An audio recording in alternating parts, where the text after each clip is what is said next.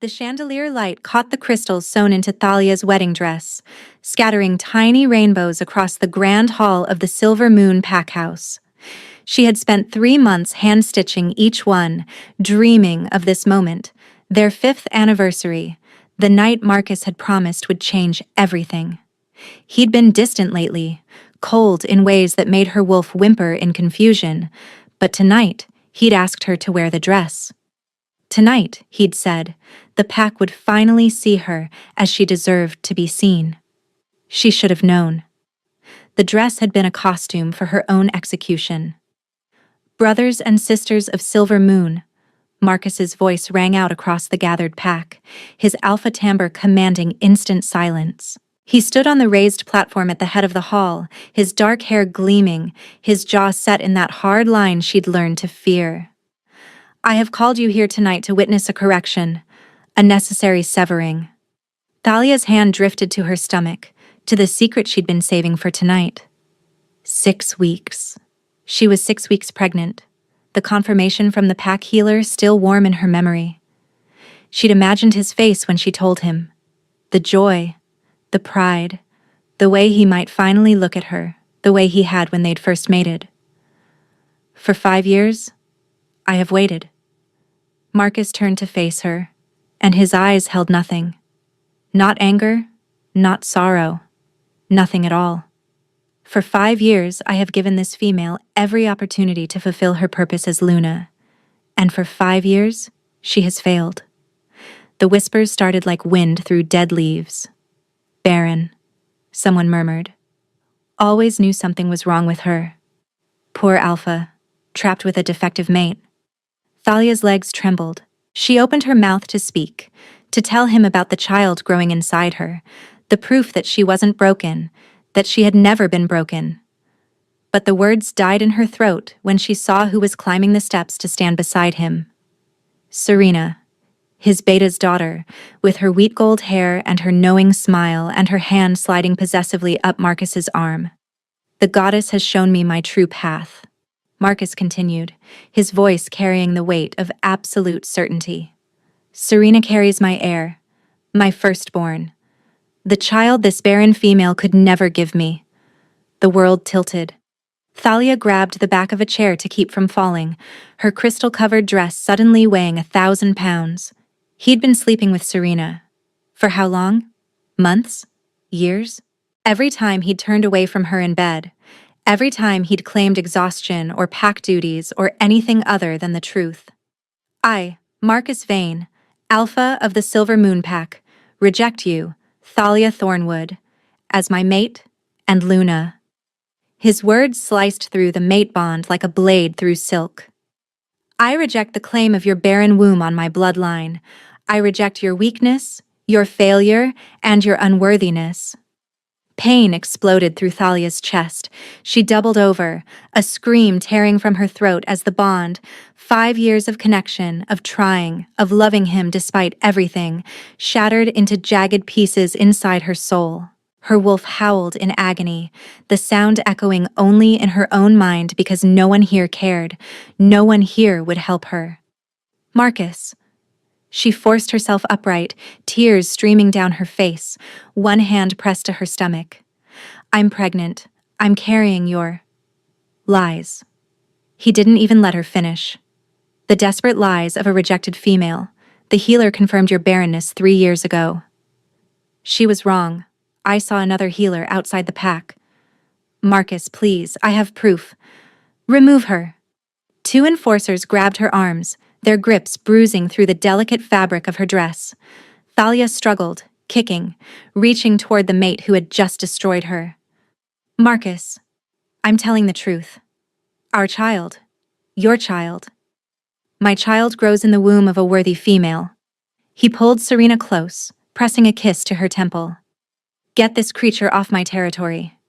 If she returns, kill her. They dragged her through the hall, past faces she had known for 5 years. Pack members she had healed when they were sick, comforted when they grieved, fed when they were hungry. Not one of them met her eyes, not one of them spoke in her defense. The doors crashed open, and the enforcers threw her into the rain. Thalia hit the muddy ground hard, the impact jarring through her bones. Her dress tore at the shoulder, crystals scattering into the dark puddles like fallen stars. The rain was cold, so cold, soaking through silk and skin until she couldn't tell where the water ended and her tears began. She knelt there in the mud, shaking, broken, her hands pressed to her stomach where her child, her innocent child, grew without any knowledge of what their father had just done. "Get up." The voice came from somewhere deep inside, somewhere beneath the pain and the humiliation and the drowning grief. Her wolf, battered but not beaten, pushing against the edges of her consciousness. "Get up. Move. Protect the pup." Thalia forced herself to her feet. The pack house loomed behind her, warm light spilling from windows that had once been her home. She could see silhouettes moving inside, celebrating, laughing. Marcus had probably already forgotten she existed. She turned her back on all of it and walked into the storm. The forest swallowed her within minutes, ancient pines closing ranks behind her like sentinels. Thalia stumbled over roots she couldn't see, branches clawing at her ruined dress, rain plastering her dark hair to her skull. She had no supplies, no plan, no destination. Only the desperate animal need to put distance between herself and the pack that had just cast her out like garbage. "Keep moving, don't stop. The pup needs warmth, needs shelter." "I know," she whispered, her voice cracking. I know, I'm trying." Her foot caught on something, a rock, a root. She never knew, and she went down hard. Her palms tore open on rough bark, her knee cracked against stone, and something deep in her stomach cramped with a pain that had nothing to do with the shattered mate bond. "No." Thalia curled around herself, hands pressed to her belly. "No, no, please. Not the baby, please." The cramp eased, then returned, sharper, eased, returned. She was bleeding. She could feel it, warm against her thighs despite the cold rain, and the terror that flooded through her was unlike anything she'd ever known. Not for herself. She was beyond caring what happened to her. But for the tiny life she'd only just discovered, the child who deserved none of this. Thalia crawled. She couldn't stand, couldn't walk. So she crawled through the mud and the rain and the dark, one hand always pressed to her stomach as if she could hold her baby inside through sheer force of will. Her wolf had gone quiet, conserving energy, but she could feel her there in the back of her mind, watchful, worried, fierce. Pack lands end soon. Unclaimed territory. Dangerous. Asterisk. "Everything is dangerous now," Thalia gasped. "At least out there, nothing will pretend to love me first." She didn't know how long she crawled. Time lost meaning, became nothing but the rhythm of pain and movement, rain and darkness. Her arms gave out eventually. Her legs stopped working. She collapsed at the base of an enormous oak tree, its roots creating a small hollow that offered minimal shelter from the downpour. The bleeding hadn't stopped. Thalia pressed her face into the wet earth and sobbed, great heaving cries that tore through her chest and left her empty. She thought about Marcus's face when he'd rejected her. That terrible nothing in his eyes, as if she'd never meant anything at all. She thought about Serena's smile, triumphant and cruel. She thought about all the years she'd given, all the love she'd poured into a mate who had been betraying her the entire time. And she thought about her baby, who might already be dying inside her, who would never know how much their mother had wanted them. "Don't give up. Don't you dare give up." "I'm tired," she whispered to her wolf. "I'm so tired." "Then rest. But don't give up. Someone is coming." Thalia lifted her head, blinking rain from her eyes. Through the blur of water and exhaustion, she saw lights moving through the trees, torches, figures, voices raised against the storm.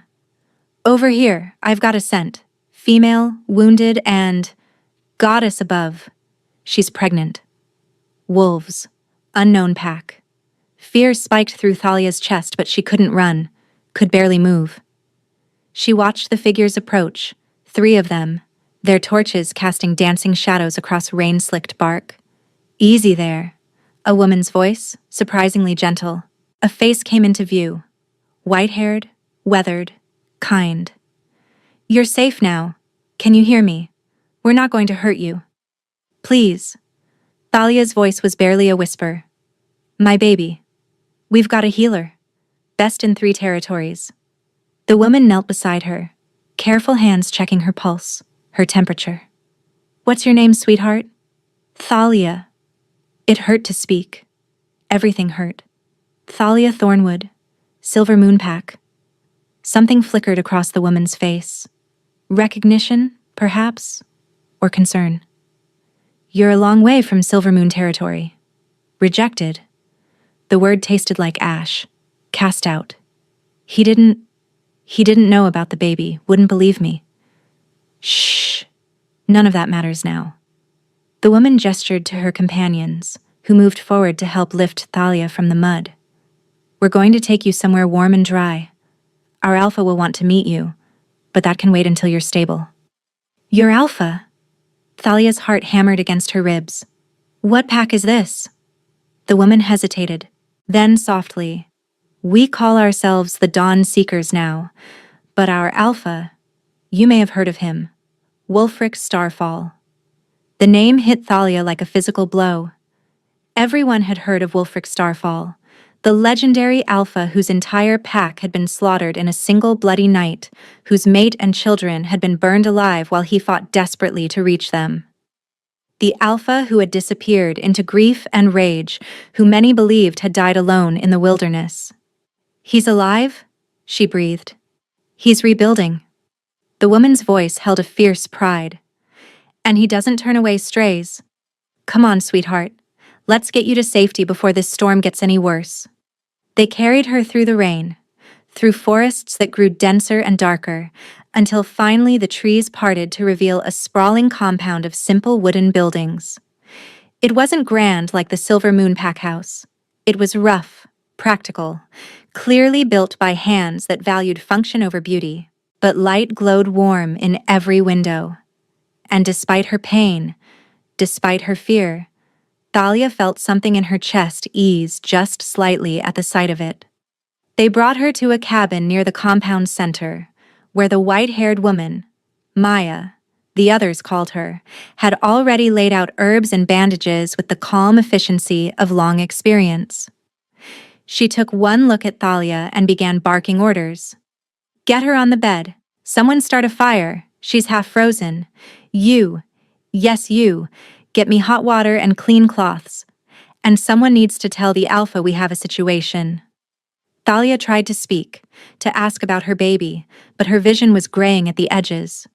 She was dimly aware of Maya's hands moving over her, efficient, sure, and then a pause. Maya's fingers hovered above her chest, trembling slightly, as if she'd touched something hot. "That's," Maya murmured, half to herself. "No. Later." She shook it off and resumed her work, but her expression had changed. Sharpened, as if she'd glimpsed something she didn't yet have a name for. The last thing Thalia heard before consciousness slipped away was Maya's voice, sharp with urgency. "The pup is alive, but barely. If we lose her, we lose them both. Someone get Wulfric. Now." The fever dreams came in waves, each one more vivid than the last. Thalia saw Marcus's face twisted in disgust, saw Serena's triumphant smile, saw the pack she had loved watching her dragged away like refuse. She saw her baby, sometimes a boy with her dark hair, sometimes a girl with eyes like starlight, reaching for her across an impossible distance, crying for a mother who couldn't save them. And then, cutting through the nightmares like a blade through shadow, she felt something else.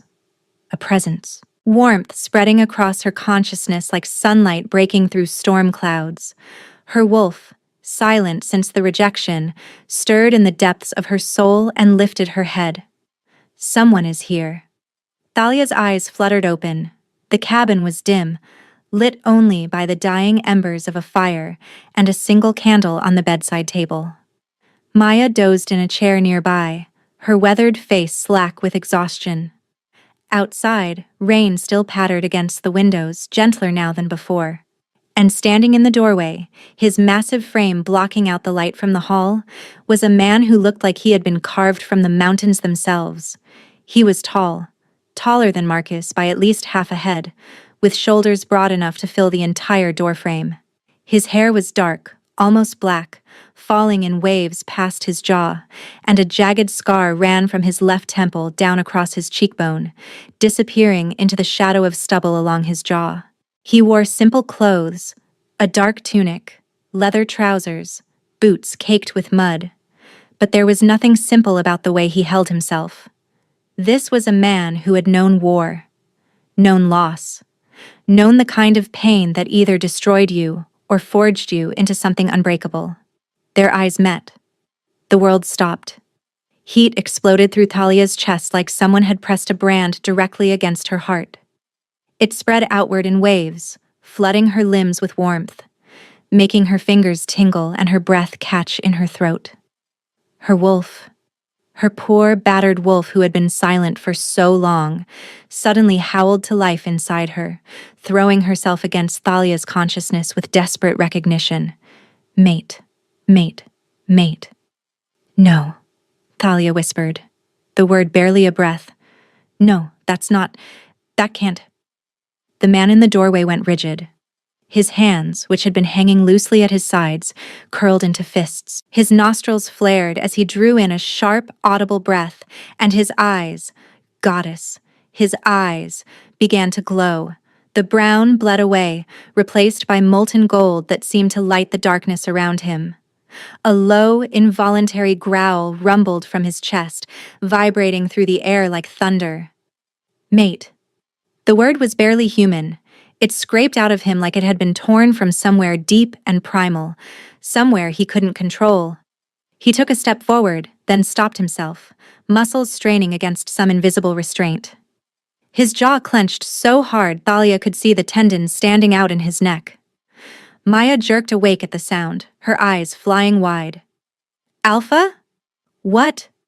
She looked between them, at the golden glow of his eyes, at the way Thalia had pressed herself back against the pillows, and understanding dawned across her weathered features.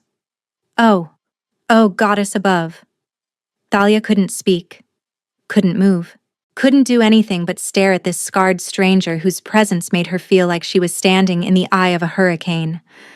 Her heart hammered against her ribs so hard it hurt.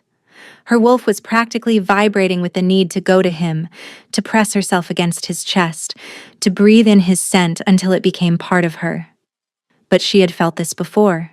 Not this strong, never this strong, but she had felt the pull of a mate bond, had trusted it, had built her entire life around it. And look where that had gotten her. Stay back, she heard herself say, her voice cracking. Please. I can't do this again. Something flickered across his face.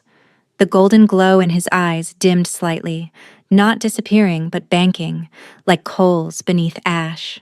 When he spoke again, his voice was lower, rougher, clearly fighting for control. You're afraid? It wasn't a question. My mate rejected me 6 hours ago. Thalia's hands found her stomach, pressed against the slight swell where her child grew. He threw me out in the rain while I was pregnant with his child. So yes, I'm afraid. I'm terrified. Because if the goddess thinks this is some kind of cosmic joke, I am not him. 3 words. Simple. Absolute. Spoken with a certainty that seemed to shake the very foundations of the cabin. Wulfric, because it had to be him.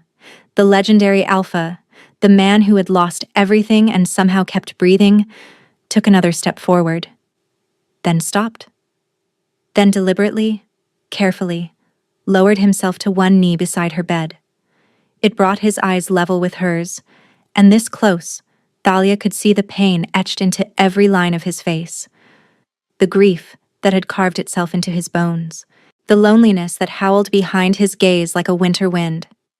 I know what it is to lose a mate, he said quietly. To have the bond severed against your will, to feel like the goddess herself has abandoned you. His hands remained at his sides, not reaching for her, not demanding anything. I will not hurt you. I will not reject you. I will not touch you unless you ask me to. But I need you to understand something. Thalia's wolf was pressing against her skin, desperate to reach out, to touch him, to feel the solid warmth of him beneath her fingers. She held herself still through sheer force of will. What? From this moment forward, you are Pack. His voice brooked no argument. You and your pup both. Whatever happened before, whoever that male was, it doesn't matter. You're under my protection now, and I protect what's mine. Tears burned in Thalia's eyes. She blinked them back, refusing to cry in front of this stranger who her wolf insisted wasn't a stranger at all. You don't even know me. I know you crawled through a storm while bleeding while pregnant, because you refused to give up. Wulfric's jaw tightened. I know you survived a rejection that should have killed you. I know the goddess saw fit to bring you to my doorstep, broken and fierce, and carrying a child who deserves better than the father who abandoned them. His eyes blazed gold again, just for a moment. That's enough. That's more than enough. Maya cleared her throat quietly. Alpha, her fever only just broke. She needs rest, and the pup. Tell me about the pup. Wulfric's attention shifted to the healer, though Thalia noticed his body remained angled toward her, as if he couldn't bear to fully look away. Will they survive?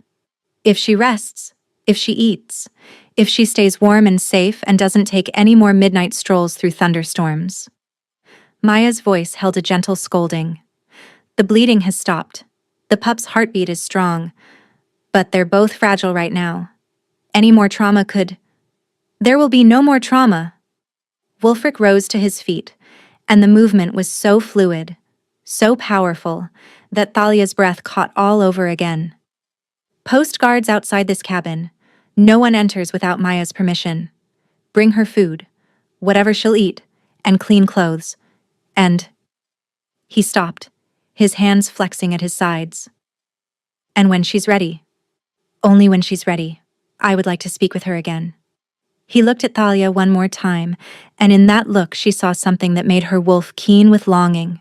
He was a man holding himself back with chains of pure will, fighting every instinct that screamed at him to claim, to protect, to never let her out of his sight. But he was doing it. For her. Because she had asked him to stay back, and he had listened. Marcus had never listened. Marcus had taken what he wanted and called it love. Rest, Wulfric said softly. You're safe here. I swear it on the ashes of my fallen pack. And then he was gone, the door closing quietly behind him, leaving Thalia to stare at the space where he had knelt and wonder if she had finally, truly lost her mind. Mate, her wolf whispered. Ours. Different. Safe. I don't know that, Thalia breathed. I don't know anything anymore.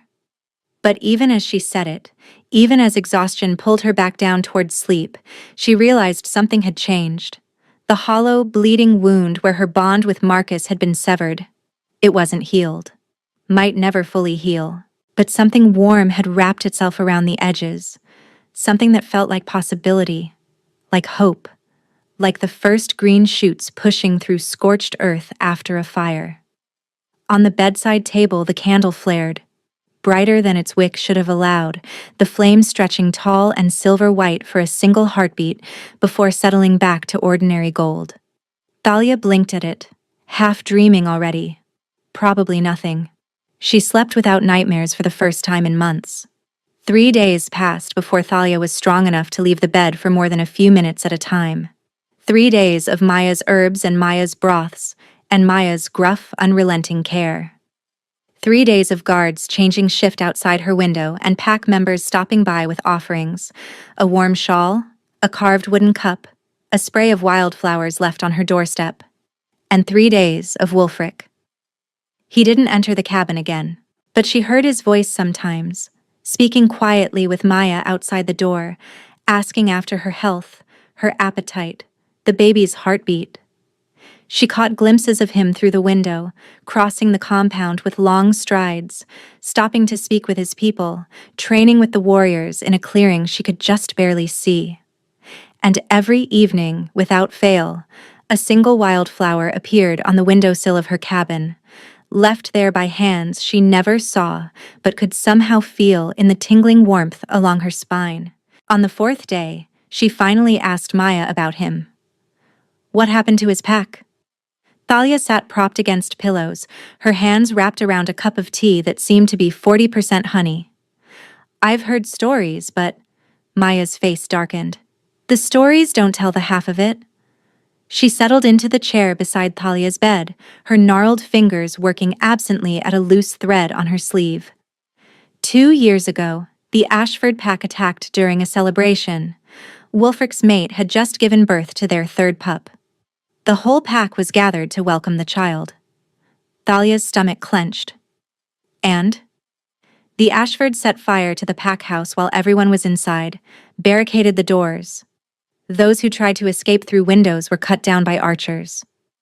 Maya's voice was flat, controlled, the voice of someone who had learned to speak of horrors without drowning in them. Wulfric was leading a hunting party in the eastern woods. By the time they saw the smoke, by the time they ran back, there was no one left to save. His mate, his children, his parents, his siblings, his pack of nearly 200 wolves. Maya closed her eyes. He tried to burn himself on their pyre. It took 6 wolves to pull him back, and 3 of them still bear the scars. He spent a year alone in the wilderness, and most of us thought he'd let himself fade. But then he started appearing at the camps of outcasts and refugees, gathering the lost, building something new. She looked at Thalia with eyes that held too much knowledge. He doesn't speak of them, his mate, his pups. Not to anyone. But I've seen the way he watches the children in the compound. The way his hands shake when a pregnant female passes by. Thalia pressed her own hand to her stomach, feeling the flutter of life beneath her palm. And now I show up. Pregnant. His mate. The goddess has a cruel sense of humor sometimes. Maya's voice softened. But sometimes she knows exactly what broken people need, whether they're ready for it or not. That evening, Thalia insisted on walking outside for the first time. Her legs were weak, her balance uncertain, but Maya supported her through the cabin door and onto the small porch that overlooked the compound. The Dawnseekers' territory wasn't large, perhaps 30 structures arranged in rough circles around a central fire pit. The buildings were sturdy but plain, clearly built for function rather than beauty. Wolves moved between them in the fading light, carrying supplies, talking in small groups, living their lives with the careful ease of people who had learned to rebuild after loss. Wulfric stood near the fire pit, speaking with a broad-shouldered male who looked like he'd been carved from oak. The alpha's back was to her, but Thalia saw the moment he sensed her presence, the subtle stiffening of his spine, the way his head turned slightly toward the cabin without actually looking. That's Cain, Maya murmured, following her gaze. The alpha's second. Found him half dead outside a human settlement 2 years ago. Someone had tried to cut off his tongue for speaking against an alpha who was selling pack members to hunters. Did they succeed? He healed. But he doesn't speak unless he has to. Maya helped Thalia settle into one of the chairs on the porch. Most of us here have stories like that. Outcasts. Survivors. People no other pack would take. Thalia watched Wulfric gesture broadly, explaining something to Cain with focused intensity. He looked different in motion. Less like a statue and more like a force of nature, all coiled energy and controlled power. Her wolf stirred at the sight of him, pressing against her consciousness with longing. He's been good to you all, she said quietly. I can see it, the way they look at him. He gives us purpose, safety, a place to belong. Maya squeezed her shoulder. And now he has a reason to keep fighting beyond just revenge, whether he admits it or not. The next morning, Thalia woke to the sound of raised voices outside her window. Said she's not to be disturbed, Maya's voice, sharp with anger. And I said I don't take orders from humans who were too weak for their own packs. The second voice was female, young, dripping with contempt. I just want to see the famous rejected breeder everyone's been fussing over. Make sure she's worth all this trouble. Thalia's blood went cold. Rejected breeder. The words sliced through her, reopening wounds she'd thought were starting to heal. Before she could decide whether to hide or confront the speaker, the door banged open. A girl stood in the doorway, barely out of adolescence, with sharp features and sharper eyes. She looked Thalia up and down with unconcealed disdain. Goddess, you're even more pathetic than I imagined. What kind of Luna gets rejected while pregnant? The girl laughed, a brittle sound. No wonder your mate threw you away. I'm surprised he kept you as long as he did. Thalia's wolf snarled, but the sound that came from behind the girl was far more terrifying. It wasn't human. It wasn't even fully wolf. It was something ancient and primal, a sound that promised violence in its purest form. The girl went white, spinning around to face the doorway where Wulfric now stood. His eyes blazed pure gold. His hands had partially shifted, claws extending from fingertips that pressed against his thighs, as if holding himself back from tearing the girl apart. The air around him seemed to vibrate with suppressed fury. Speak. His voice was barely recognizable, low, guttural, scraped raw by the effort of control. Tell me exactly what you just said to my mate. The girl's knees buckled.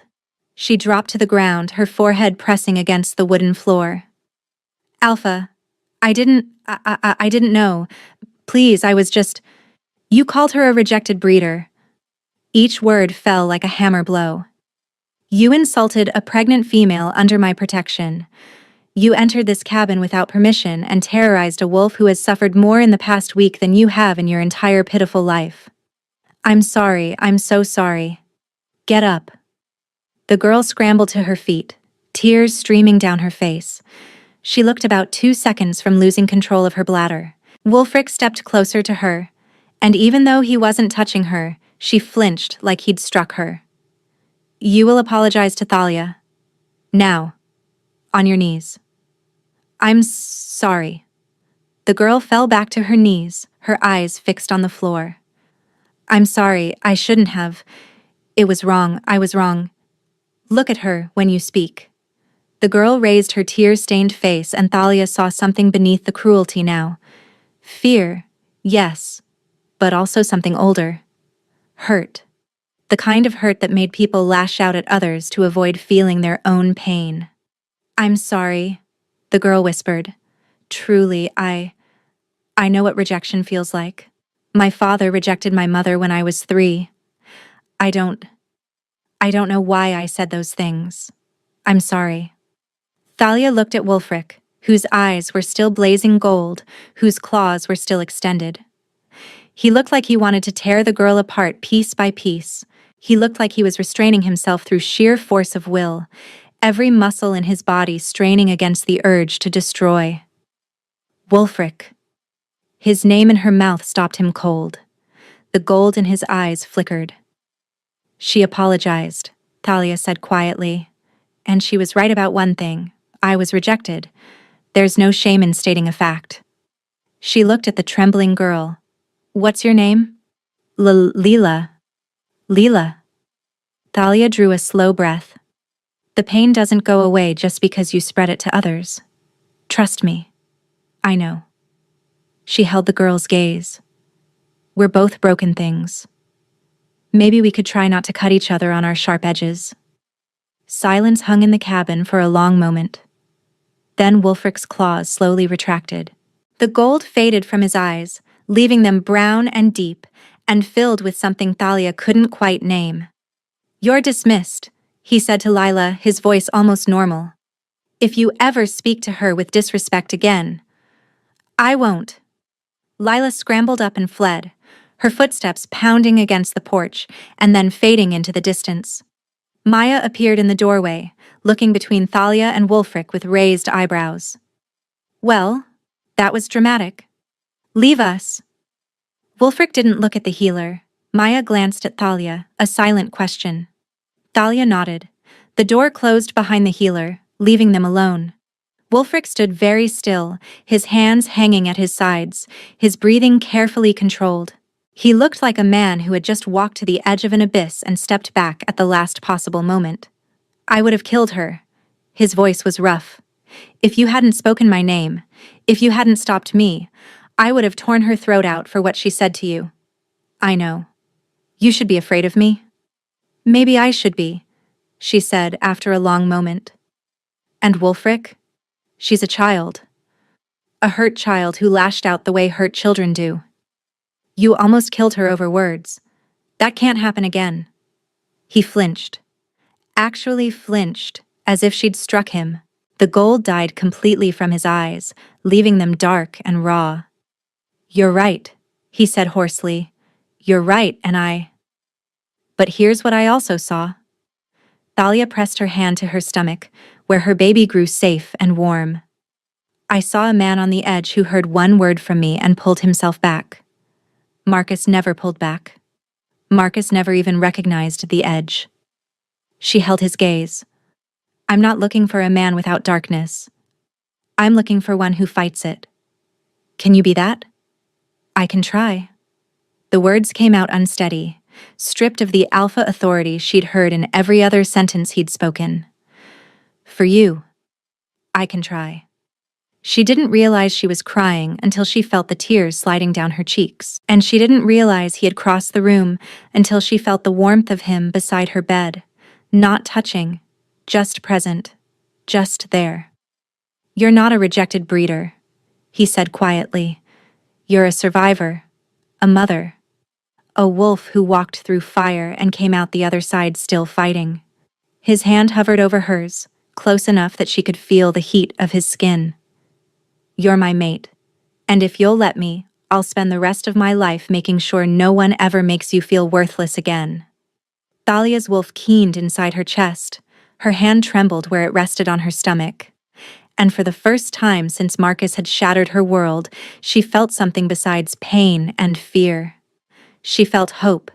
She turned her hand over, palm up, and let her fingers brush against his. The touch was electric. Warmth flooded through her, spreading from that single point of contact through her entire body. Wulfric sucked in a sharp breath, his eyes flashing gold for just a moment before he controlled himself. "Thank you," Thalia whispered, "for defending me, for giving me a place to heal, for—" She struggled to find the words. "For not being what I expected." His fingers curled gently around hers. "What did you expect?" "I expected you to be like him. Like Marcus." She met his eyes, those deep brown eyes that held so much pain and so much strength. "I expected you to take what you wanted and call it fate." "I am nothing like him." The words were soft, but absolute. "And I will prove it to you, Thalia. Every day. For as long as it takes." He lifted her hand to his lips and pressed a kiss to her knuckles. Gentle, reverent, asking nothing in return. Then he released her and stepped back, his hands returning to his sides. "Rest," he said. "Eat. Grow strong." His mouth curved in something that was almost, not quite, a smile. "When you're ready, I want to show you something. Something I think you need to see." He left without another word, closing the door softly behind him. Thalia sat in the quiet cabin, her hand still warm where his lips had touched her skin, and felt her wolf settle into something like peace for the first time since her world had ended. "Different," her wolf murmured. "Safe. Ours." And this time, Thalia didn't argue. The days that followed settled into a rhythm Thalia hadn't expected. She woke each morning to pale sunlight filtering through the cabin windows, to the sound of Maya bustling in with breakfast and gentle hands that checked her healing wounds. The fever had broken completely, and the deep ache in her bones had faded to a distant memory. But it was the other changes that surprised her most. The way her wolf stretched and stirred with something like contentment. The way her hand drifted to her stomach 100 times a day, just to feel the flutter of life growing there. The way her heart beat faster whenever heavy footsteps passed her door. Wulfric came to see her every evening. He never stayed long, never pushed, never demanded. He would knock softly, wait for her quiet, "Come in," and then lower himself into the chair beside her bed with a careful grace that seemed almost impossible for a man his size. Sometimes they talked. About his pack, about the supply routes she'd started mapping, about nothing at all. Sometimes they sat in comfortable silence, the bond between them humming like a plucked string. And sometimes, when he thought she wasn't looking, Thalia caught him watching her with an expression that made her chest ache. It was on the 7th day that everything changed. Thalia had finally been cleared to leave her cabin. Maya had pronounced her fit enough for light activity, and Wulfric had appeared at her door that morning with something almost like nervousness flickering in his dark eyes. "I want to show you the territory," he'd said, "if you're strong enough." She was. She was also terrified, but she didn't tell him that. Instead, she let him lead her out into the bright morning sunlight, let him guide her through the small settlement with his hand hovering at the small of her back. Never quite touching, always present, always warm. The pack watched them pass. Thalia felt their eyes like brands on her skin, felt the whispers rising and falling like waves against a shore. But she kept her chin up, kept her shoulders straight, and when a young pup darted across her path with a laughing shriek, she found herself smiling. "This way," Wulfric said, steering her toward a path that wound up into the hills. "There's something you need to see." They walked for nearly an hour. Wulfric matched his pace to hers without complaint, pausing whenever she needed to catch her breath, offering his arm when the trail grew steep. The forest around them was alive with birdsong and the rustle of small creatures in the underbrush, and Thalia felt her wolf rising to the surface, drawn by the wild scent of pine and earth and freedom. "Here," Wulfric said at last, stopping at the crest of a ridge. Thalia looked out, and her breath caught in her throat. Below them, the valley spread like a tapestry of green and gold. She could see the settlement nestled in its heart, tiny figures moving between buildings, smoke rising from a dozen chimneys. But beyond that, the land rolled on, untamed and beautiful, stretching toward distant mountains that scraped the sky. "This is what I'm building," Wulfric said quietly. "This is what I'm fighting for." He turned to look at her, and there was something raw in his expression, something vulnerable. "I want you to be part of it, Thalia. I want you to help me make this place into something worth protecting." Thalia's throat was tight. "Why me?" "Because you're my mate." He said it simply, like it was the most obvious thing in the world. "Because you understand loss. Because you survived when everything in your world tried to break you." His hand found hers, and this time he didn't hesitate. His fingers laced through hers, warm and strong. "Because when I look at you, I see someone who could stand beside me, not behind me, not beneath me. Beside." Tears pricked at Thalia's eyes. She blinked them back fiercely, but one escaped anyway, sliding down her cheek. Wulfric caught it with his thumb, the touch achingly gentle. "I'm not asking for anything," he said. "Not yet. Not until you're ready. I just wanted you to see what we could build together. If you choose to stay." "If you choose." The words echoed through Thalia's mind, so different from everything Marcus had ever given her. No demands, no expectations, just an open door and the freedom to walk through it. Or not. "I want to stay," she whispered. "I want to try." Wulfric's smile was like dawn breaking over the mountains. He lifted her hand to his lips, just as he had that first night, and pressed a kiss to her knuckles that made her whole body tremble. "Then we'll try together." They made their way back down the ridge as the sun climbed higher, and Thalia felt something shifting in her chest, the last of her resistance crumbling like old walls finally giving way. Her wolf was practically purring, content in a way she'd never experienced before, and when Wulfric's fingers brushed against hers as they walked, she didn't pull away. The weeks that followed softened into months. Her belly grew round and firm, the baby's kicks growing stronger by the week, and she found her place among the dawn seekers, mapping supply routes, organizing winter stores, settling disputes with a fairness that drew wolves to her door. Wulfric watched it happen with an expression she was learning to read, fierce pride wrapped in quiet wonder. They grew closer in the small hours, sharing meals, sharing silence, sharing the careful trust of two people who knew exactly how much love could cost. She didn't know that someone was watching from the shadows of the tree line, didn't know that cold eyes tracked their progress down the mountain, noting the way Wulfric stayed close to her side, the way his hand hovered at her back, like she was something precious. Didn't know that a message was already being carried south, toward a pack that had once been her prison. Dante Ashford leaned back in his carved oak chair and smiled. The messenger before him was travel-worn and nervous, shifting his weight from foot to foot like he expected to be struck at any moment. Smart, Dante thought. The last messenger who had brought him disappointing news was still being picked apart by the crows in the eastern clearing. "Say that again," Dante said softly, slowly. The messenger swallowed hard. "Wulfric Starfall has taken a mate, Alpha. A female wolf, found on his borders months ago. Injured, pregnant. She's become part of his pack. Our sources say he's claimed her publicly." "Pregnant?" Dante's smile widened. "How interesting." 2 years of patience, 2 years of watching Wulfric crawl out of the ashes and play at rebuilding, gathering his little flock of broken things.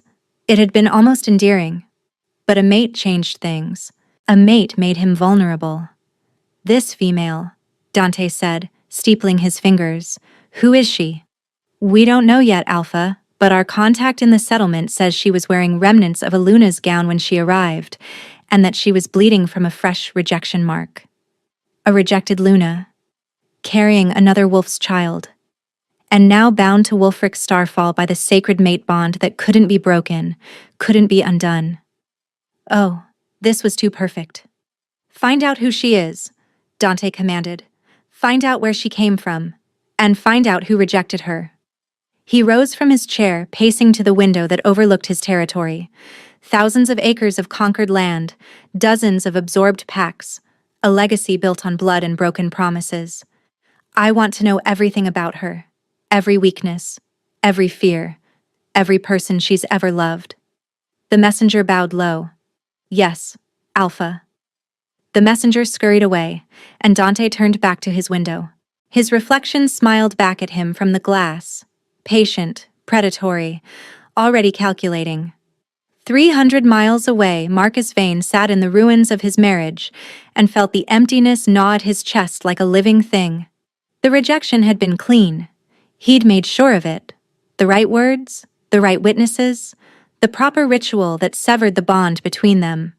Thalia was no longer his, no longer Pack, no longer anything but a bad memory and an embarrassing reminder of his own poor judgment.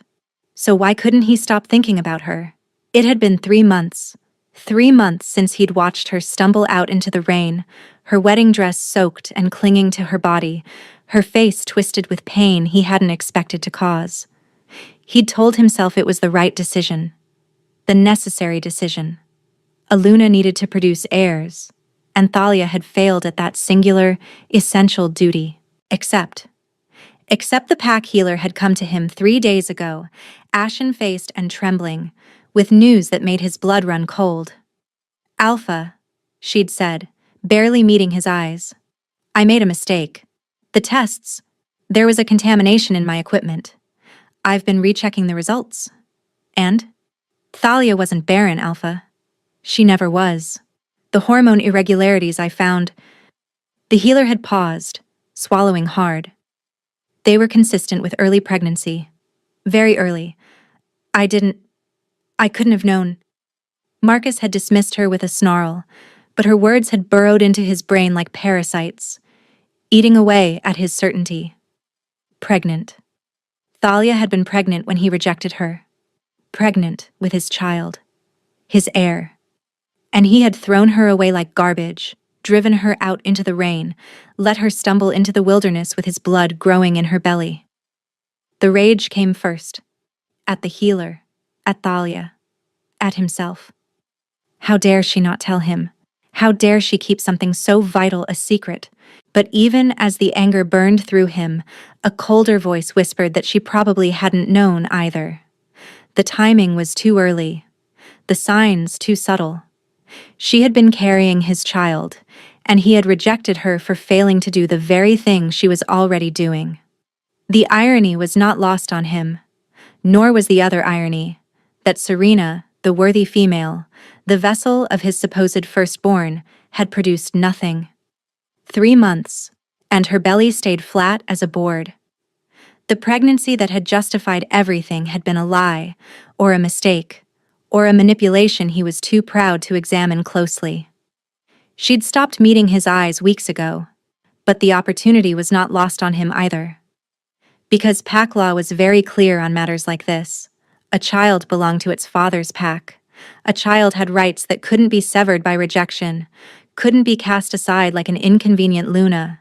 If Thalia was pregnant with his heir, then Marcus had grounds to demand her return, and the return of the child she carried. He just had to find her first. The knock at his study door was sharp and urgent. Marcus straightened in his chair, schooling his expression into its customary mask of authority. Enter. The wolf who stepped inside was unfamiliar, a broad-shouldered male with cold eyes and a smile that didn't reach them. He carried no pack scent that Marcus recognized, which meant either a rogue or an emissary from somewhere very far away. Alpha Marcus Vane. The stranger's bow was precise, practiced. I bring greetings from Alpha Dante Ashford of the Northern Territories. Marcus felt something cold slide down his spine. Everyone knew that name. Everyone knew what Dante Ashford had done, the packs he'd absorbed, the rivals he'd destroyed, the trail of bodies that marked his rise to power. He was the monster parents warned their children about, the cautionary tale told around campfires. He was also the most powerful alpha on the continent. I'm honored, Marcus said carefully. What brings the Northern Territories to my door? The stranger's smile widened. Alpha Dante has become aware of a situation that may be of mutual interest, regarding a certain female wolf, one who was recently rejected from your pack. Marcus went very still. Thalia. Indeed. The stranger produced a folded piece of paper from his coat and laid it on the desk. It seems your former Luna has found sanctuary with an old enemy of my alphas, a wolf named Wulfric Starfall. The name meant nothing to Marcus, but the implications, found sanctuary, old enemy, those meant everything. She's alive, he breathed. Very much so. And still carrying your heir from what our sources indicate. The stranger's eyes glittered with something that might have been amusement. Alpha Dante believes we can help each other. He wants access to Wulfric Starfall, and the female is the key. Deliver her to my Alpha, and in return...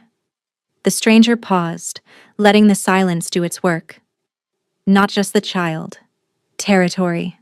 A real pack. The kind of power Silvermoon hasn't seen in generations. Marcus stared at the paper on his desk. Deliver her to Ashford. He knew what that meant. Everyone knew what happened to wolves Dante Ashford took an interest in. But the child was what mattered. The child was his blood, his legacy. And Silvermoon was fracturing without a Luna, the pack members whispering, Serena's pregnancy showing no signs of the heir she'd promised him. If delivering Thalia to Ashford was the price of getting both his heir and the power he needed to survive, well, she'd already proven she could endure anything. Tell me more, he said. And just like that, the trap began to close. Thalia had been managing the supply routes for weeks when she first felt it. That prickle at the back of her neck, that crawling awareness of being watched. She was in the storage building, counting grain sacks and marking figures on the crude map Wulfric had given her, when the sensation washed over her like ice water. She straightened, her hand going instinctively to her stomach. Her wolf stirred uneasily, hackles rising. Something's wrong. But when she turned, there was nothing there. Just dusty shelves and burlap sacks, and the distant sound of the settlement going about its daily business. She shook off the feeling and returned to her work. But it lingered. That whisper of unease. That sense of something circling just out of sight. That night, Wulfric came to her cabin as usual. But there was something different in his expression, a tension in his shoulders that hadn't been there before. "What's wrong?" Thalia asked, setting aside the ledger she'd been reviewing. He hesitated. She'd never seen him hesitate before. "One of my scouts didn't return from the southern border today," he said finally. "It might be nothing. Might be a delay, an injury, simple bad luck." His jaw tightened. "But I don't believe in coincidences." "You think someone's out there. I know someone's out there." He met her eyes, and she saw the wolf burning behind them, fierce and protective. "I've had enemies watching my borders since I started rebuilding. Most of them are too afraid to strike directly, but something's changed in the past few days. Something's shifted." Thalia's hand pressed harder against her stomach. "What kind of something?" "I don't know yet." He crossed to where she sat and lowered himself to one knee, putting them at eye level. This close she could smell him. Pine and wood smoke, and something darker, something wild. "But I need you to promise me something. If anything happens, if there's any sign of danger, you go to Maya. You let her hide you. You don't try to fight. You don't try to help. You just get somewhere safe." "Wulfric, promise me." His hand covered hers where it rested on her belly. "Please, Thalia. I've lost everyone I've ever cared about. I can't—" His voice cracked, just slightly. "I can't lose you too. Either of you." The emotion in his voice made her chest ache. She turned her hand over, lacing her fingers through his, and felt the bond between them pulse with warmth. For a flicker, gone almost before she registered it, pale light bloomed where their hands joined, silvery and faint, like moonlight trapped between their palms. Wulfric's eyes dropped to their clasped fingers, then back to her face. Neither of them mentioned it. "I promise," she whispered. "But you have to promise me something too. Anything. Don't die." She met his eyes, letting him see everything she felt. The fear, the hope, the growing love she was still afraid to name. "Don't you dare die on me, Wulfric Starfall. Not when I'm just starting to believe that this might be real." His laugh was rough and broken and beautiful. He raised her hand to his lips and pressed a kiss to her palm. Longer this time, more urgent, his breath warm against her skin. "I'll do my best," he said. "For you. For our—" He stopped, something flickering across his face. "For the pup." "Our," Thalia thought, and felt tears prick at her eyes. He'd almost said our pup. Almost claimed her child as his own without hesitation or reservation. This man. This impossible, gentle, fierce man. "When this is over," she said softly, "when whatever's coming has passed, I want you to tell me about your old pack, about the ones you lost." Wulfric went very still. "I want to know their names," Thalia continued. "I want to know who they were, what they loved, what made them laugh. I want to remember them with you." She reached up and touched his face, her fingers tracing the scar that ran from his temple to his jaw. "I want to know all of you, Wulfric, the broken parts too." For a long moment he didn't speak. Then he turned his head and pressed a kiss to her palm, his eyes closing, his whole body trembling with something she couldn't name. "When this is over," he echoed hoarsely, "I'll tell you everything." He stayed with her longer that night than he ever had before. They sat together on her narrow bed, shoulders touching, hands intertwined, and talked about nothing and everything, the new pups being born in the settlement, the supply routes that needed adjustment, the way the light fell on the mountains at sunset. Safe things, gentle things. And when he finally rose to leave, when he paused at the door and looked back at her with those dark, burning eyes, Thalia felt something click into place in her chest. something final and irrevocable. I love him, she thought, and the realization didn't terrify her the way she'd expected it to. It felt like coming home. 3 days later, the messenger arrived. Thalia was in the common hall, helping Maya sort herbs for the winter stores, when the commotion started. Shouts from the settlement's edge, the thunder of running feet, and then a young wolf bursting through the doors with panic written across his face. Alpha, someone's coming. A formal delegation. They carry a challenge banner. The hall erupted into chaos. Wolves surged toward the doors, voices rising in confusion and alarm. Thalia stayed where she was, her hand pressed to her stomach, her heart pounding so hard she could feel it in her throat. A challenge banner. Someone was formally challenging Wulfric's authority. Maya gripped her arm. Come. Now. We need to get you hidden. No. The word came out stronger than Thalia expected. No. I need to see. I need to know what's happening. Thalia! But she was already moving, pushing through the crowd toward the doors. The sunlight outside was blinding after the dimness of the hall, and it took a moment for her eyes to adjust. When they did, her blood turned to ice. The delegation was small, a handful of wolves, some carrying the black and silver banner of challenge, others flanking a figure Thalia had hoped never to see again. Marcus Vane stood at the edge of the settlement, his expression cold and satisfied. And beside him, tall and terrible and smiling that wolf's smile, was a stranger whose power pressed against Thalia's senses like a physical weight. Dante Ashford. She didn't know how she knew, but she did. The monster of the Northern Territories had come to Wulfric's door, and he'd brought Marcus with him. Thalia's legs nearly buckled beneath her, but she forced herself to remain standing.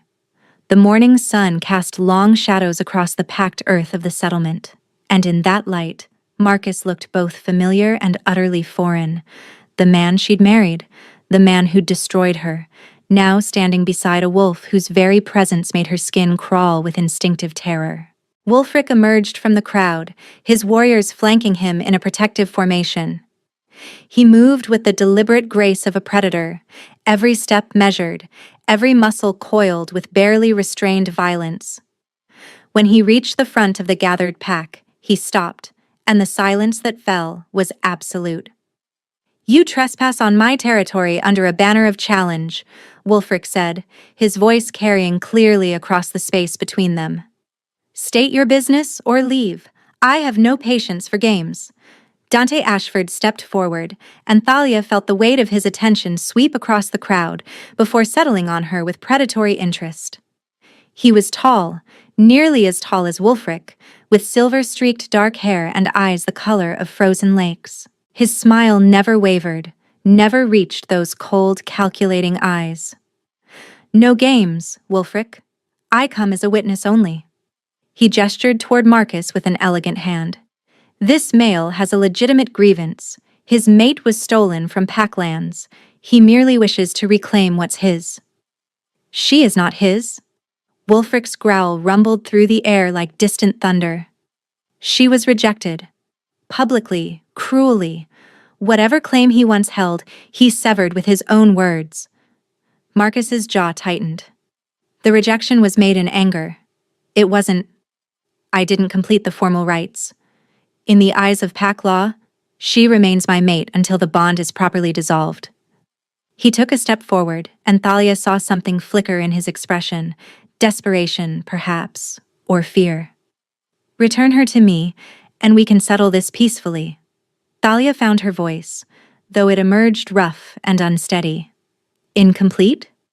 She stepped forward despite Maya's hissed warning, despite the instinct screaming at her to hide.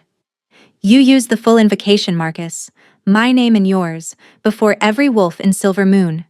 You called me barren, worthless. You rejected my claim on your bloodline in the formal tongue, with the entire pack as witness. Her voice hardened. Every wolf in that hall heard the bond shatter. Don't you dare stand here and pretend it was anything less than what it was. Marcus's expression shifted, the false conciliation dropping away, replaced by something harder. Fine. The rejection stands. But the child doesn't belong to your new alpha. My healer confirmed it after you left. That child carries my blood. My heir. Pack law gives a father rights that no rejection can sever. Your heir? The laugh that escaped her was brittle and sharp. You called your own child a lie, told the entire pack I was barren while your baby grew inside me. You didn't want an heir. You wanted a weapon to drag me back. She pressed her hand to her rounded belly, 5 months along now and showing clearly beneath her simple dress. This child will never know you. They will never call you father. Because you threw us both away like we were nothing. Thalia. She has spoken.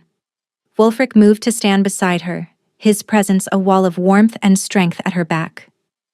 The female you claim as property has made her choice. She stays with my pack, under my protection. His eyes met Dante's, and something dark and ancient passed between them. Unless you've come to challenge me for her directly, Ashford, is that why you're really here? Dante's smile widened, showing too many teeth. Challenge you? For a rejected breeder carrying another male's whelp? He laughed, and the sound scraped across Thalia's nerves like broken glass. I have no interest in your little foundling, Wulfric. I'm merely facilitating. One outcast to another, I thought you might appreciate the gesture. Your gestures come with knives hidden in them. Wulfric didn't move, but the air around him seemed to thicken with threat. You massacred my pack, slaughtered my family. Did you think I'd forgotten? I think you remember quite clearly. Dante's voice dropped to something almost intimate, almost gentle. I think you remember every face, every name, every scream. I think it keeps you up at night, the knowledge that you failed them, that you weren't strong enough to protect what was yours. Wulfric's control cracked. He moved faster than Thalia's eyes could track, closing the distance between himself and Dante in a blur of motion, his claws extending as his shift rippled just beneath his skin. But Marcus moved too, lunging toward Thalia with desperate speed, and suddenly everything was chaos. Warriors clashed across the settlement clearing. The wolves Dante had brought weren't a delegation at all. They were an advance force, armed and ready, attacking from within the pack's own borders. Screams rose from somewhere behind her. Steel sang against steel. And Marcus was reaching for her, his hand closing around her wrist with bruising force, his eyes wild and unfocused. You're coming with me. Now, before this gets worse. Let go of me. I made a deal, Thalia. I give you to Ashford. He gives me control of a real pack. Not whatever pathetic gathering of strays Wulfric has assembled here. He yanked her toward him, and she stumbled, her balance thrown by the weight of her pregnancy. One way or another, you're going to be useful. Through the chaos, she saw Wulfric battling Marcus's guards, saw Dante circling behind him with that terrible smile still fixed on his face, saw the glint of a blade hidden in Ashford's palm. He was waiting, she realized. Waiting for Wulfric to be distracted, waiting for the perfect moment to strike from behind like the coward he truly was. Time seemed to slow. Marcus was dragging her backward. Dante was raising his blade. Wulfric was turning too slowly, wouldn't see the attack in time, would die here in this dirt clearing surrounded by enemies because he'd tried to protect her, because he'd opened his broken heart and let her inside, because... No. The word resonated through her entire being, and something ancient and furious woke in her chest. She stopped fighting Marcus's grip. Instead, she planted her feet and pulled, using his own momentum against him, throwing him off balance just long enough to wrench her wrist free. He stumbled, cursing, and she ran, not away from the battle but toward it, toward the monster raising his blade to strike her mate. She didn't think about what she was doing. She didn't have time to be afraid. She just moved, throwing herself between Wulfric and Dante's descending blade, her arms raised in desperate protection, her entire soul crying out a single word that seemed to echo through every dimension at once. Mine. Light exploded from her hands. Silver white and blinding, it erupted outward in a barrier of pure protective force, catching Dante's blade and shattering it into 1,000 glittering fragments. The shockwave threw him backward, sent him tumbling across the packed earth, and for one crystalline moment, everything stopped. Thalia stood in the center of a circle of light, her hands still raised, power crackling between her fingers like captured lightning. Her wolf, dormant since her rejection, silent through months of grief and terror, howled in triumph within her chest, fully awake at last, fully alive. I knew it. She heard Maya breathe from somewhere behind her. That night, I felt it in her. True Luna. Wulfric turned, his eyes wide with shock and something like awe. Thalia. Behind you, she managed, her voice steady despite the trembling in her limbs. I've got your back. Now end this. He moved before she finished speaking. Dante was struggling to rise, his face a mask of fury and disbelief. Impossible. She's nothing. Nobody. A rejected breeder without a drop of alpha blood? She's my mate. Wulfric's voice carried the weight of absolute authority, of power that had nothing to do with physical strength, and everything to do with the bond singing between them, bright and fierce and unbreakable. She's more than you could ever understand. He slammed into Dante with the full force of his shift, fur rippling across his skin, bones cracking and reforming as his wolf took hold.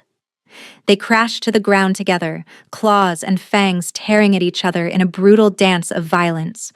But Wulfric was stronger, honed by loss, sharpened by grief, fighting not just for himself but for everyone he loved, for everyone he still had left to lose. Dante's claws scored deep gouges across Wulfric's chest, and Thalia's wolf screamed inside her. Not through a bond, not yet, but with the raw animal recognition of a mate in pain. She threw her hands out toward the remaining attackers, willing the light to hold, and it did. Barely. The barrier sputtered and crackled, silver-white one moment and nearly transparent the next. Her arms shook, her vision blurred. She could feel the power draining out of her like blood from an open wound, but she held it, teeth gritted, buying Wulfric the seconds he needed. You'll always be the alpha who couldn't protect his people, Dante snarled, blood streaming from a gash above his eye. You'll always be the failure who watched his family burn. I am the alpha who will end you. Wulfric pinned Dante to the ground, one clawed hand wrapped around his throat, the other raised to strike. I am the alpha who survived, who rebuilt, who found his true mate despite everything you took from me. His eyes blazed gold, wolf and man perfectly merged.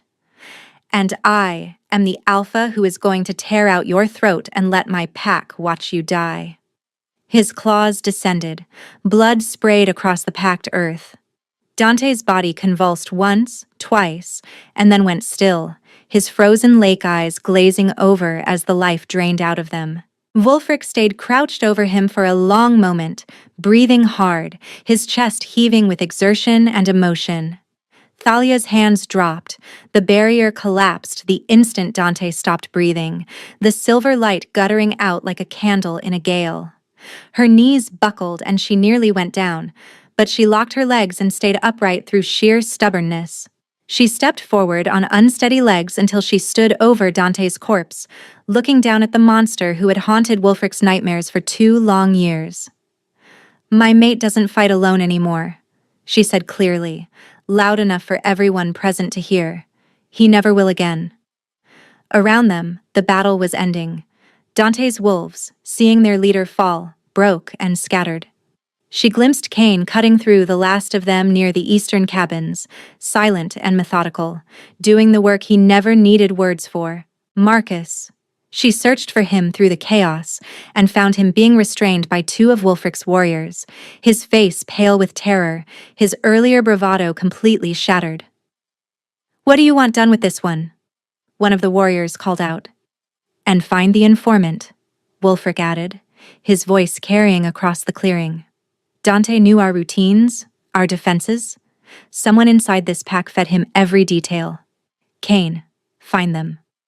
Wulfric rose slowly to his feet. Blood dripped from his wounds, but he moved without pain, his attention fixed entirely on his former rival. He looked at Marcus for a long moment, then turned to Thalia. "He's yours to judge," he said simply. "Whatever you decide, I'll support." Thalia walked toward the male who had once promised to love and protect her forever. Marcus flinched as she approached, actually flinched, and she felt nothing but cold satisfaction at his fear. "You don't deserve death," she said quietly. "You don't deserve to be a martyr or a memory or anything worth remembering at all. You deserve to live with what you did, to know that everything you wanted, power, prestige, a legacy, it's all gone." She leaned closer, letting him see the steel in her eyes. "Release him at the border. Let him run.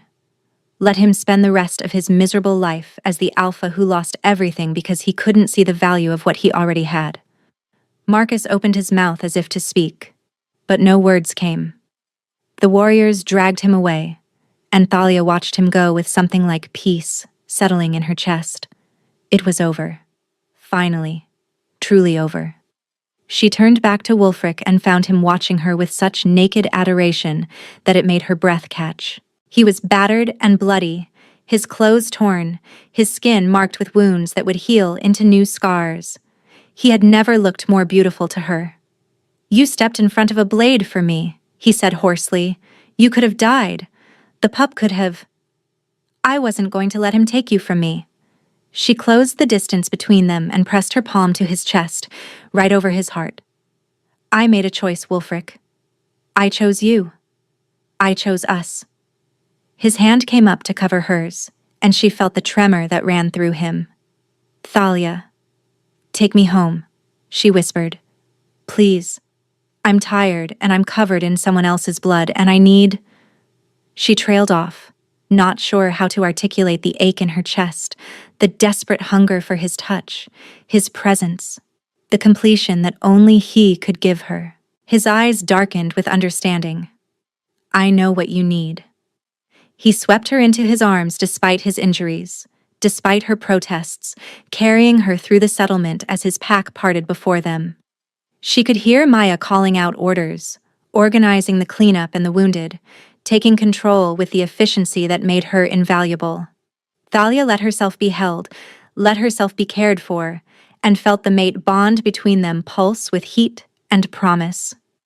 His cabin was warm and quiet, the door shutting behind them with a soft click that seemed to seal them away from the rest of the world.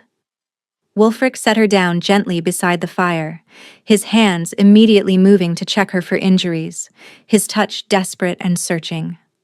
"I'm fine," she assured him. "I'm fine, the baby's fine. We're both—" He kissed her.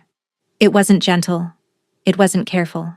It was the kiss of a male who had watched his mate throw herself into danger, who had felt her power blaze to life in defense of everything they were building together.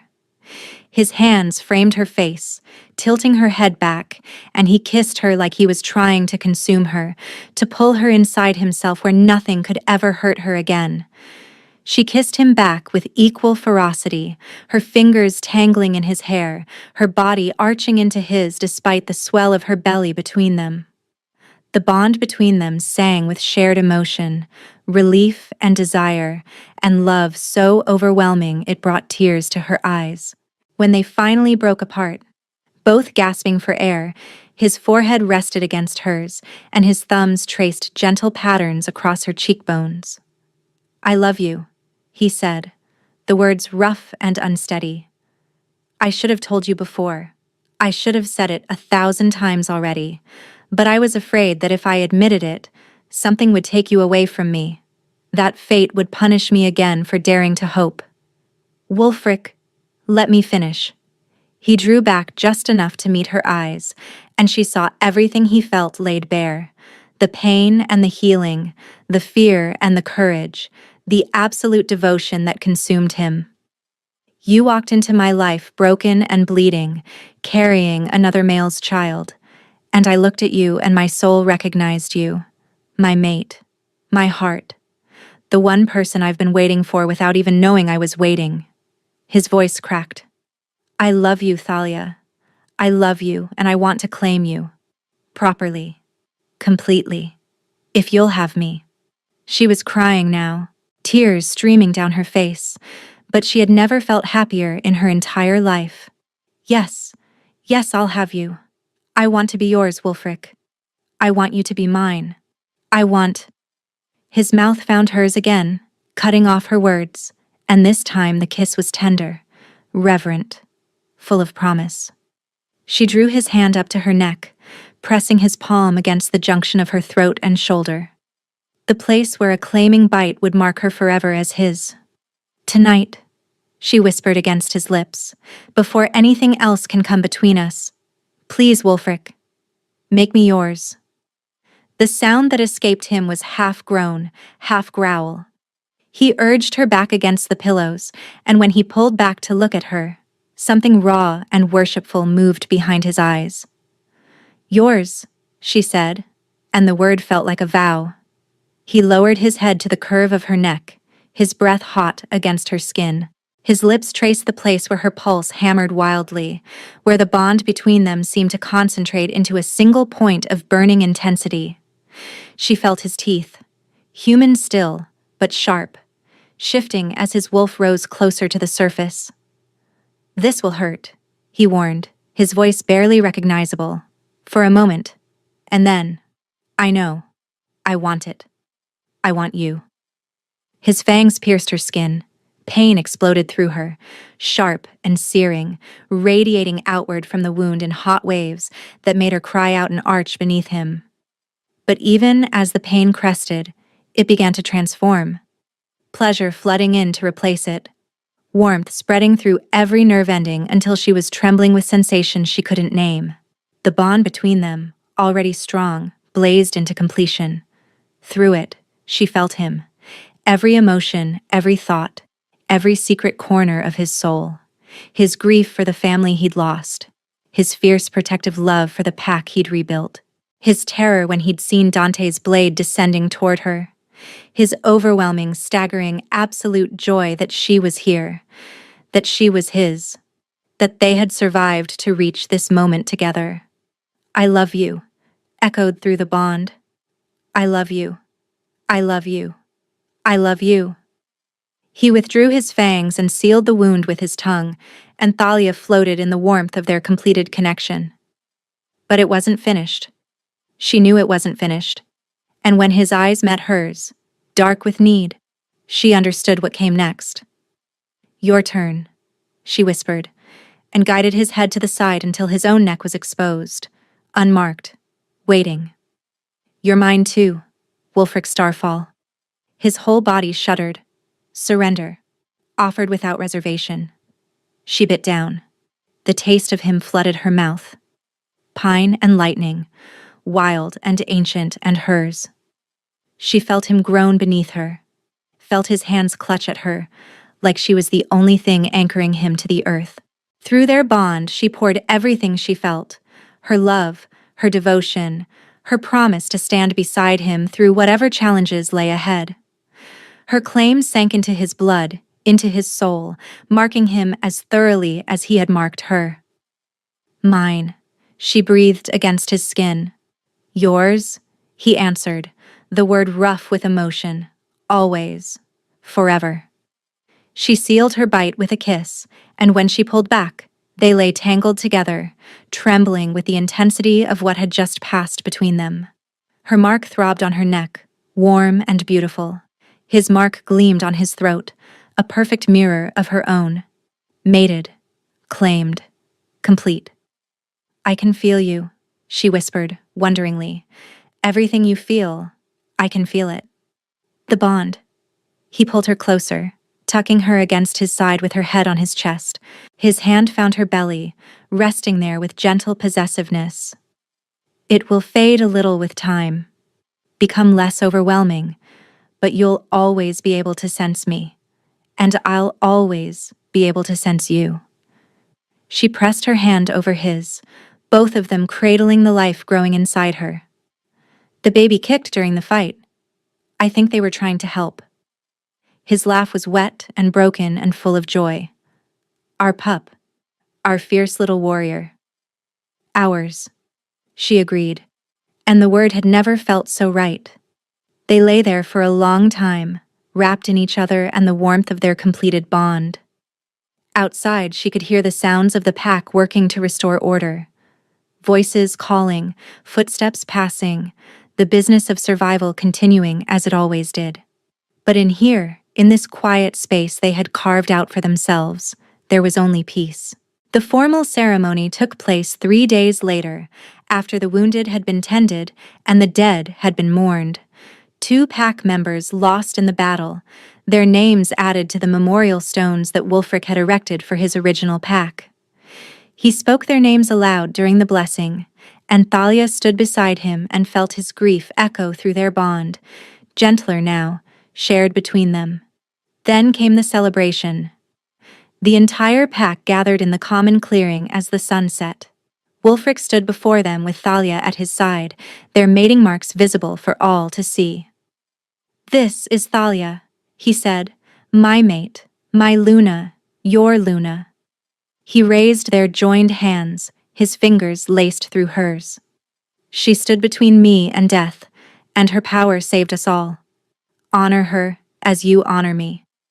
The cheers that rose up were deafening, and through the bond, Thalia felt his fierce pride reflected back at her 100-fold. Maya pushed through the crowd and pulled Thalia into a bone-crushing hug. "Luna," she said, and her voice was thick with emotion. "Welcome, officially." "Thank you." Thalia hugged her back just as tightly. "For everything. For saving me when I first arrived. For believing in me when I didn't believe in myself. That's what Pack is for." Maya pulled back and grinned, her eyes bright with unshed tears. "Now go. Enjoy your celebration. You've earned it." The feast lasted long into the night.